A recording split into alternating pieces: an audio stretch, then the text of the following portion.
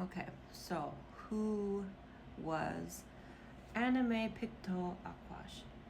And how is she related to the Leonard Peltier case?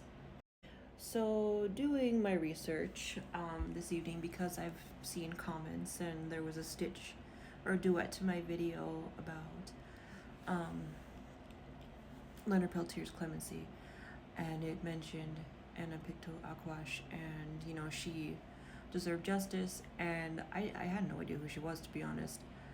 And I watched the documentary on Netflix. I've read the statements, or the story that not story letters, I guess, that Leonard Peltier wrote in the spirit of Crazy Horse, and I can say that he did not murder her. And within this documentary, it's proven that he did not murder her. So, how are they related? Well, let me tell you.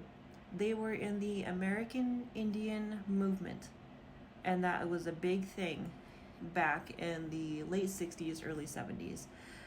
And it was leaders within the movement, and also there's three names that popped up within that movement um,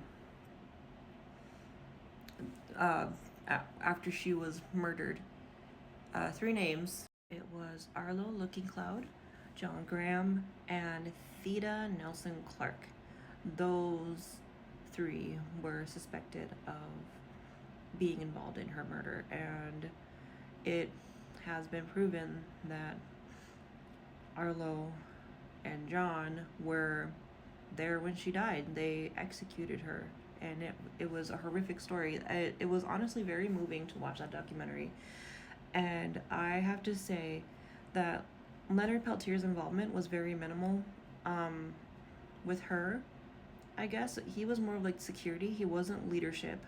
So I don't think he ordered, the unaliving of Anime.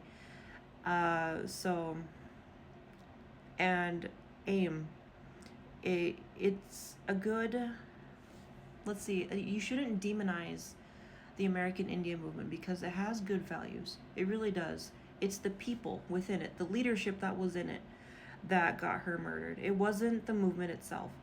The movement itself was something she stood for. She lived it. She believed in it. That was her air. She breathed it. She lived, breathed, eat American Indian movement. That was something that was like a part of her, and it was taken from her. So the MMIW, it's very grounded within that as well. She's like the matriarchal, like figurehead of the American Indian movement, as what I was gathering, and I feel like those values that she had is what American Indian movement should be. And I don't hate the movement. I really don't. I feel like that's really beneficial to Native Americans now. But circling back, it was the leadership involved that what got that's what got her murdered. It wasn't Leonard Peltier. He had, well, it wasn't just him. It was like the entire movement, like leaders and people involved were afraid that she was like an informant to the FBI. So it was a lot of like finger pointing and suspicions. You know what I mean? There was a lot of paranoia at this time.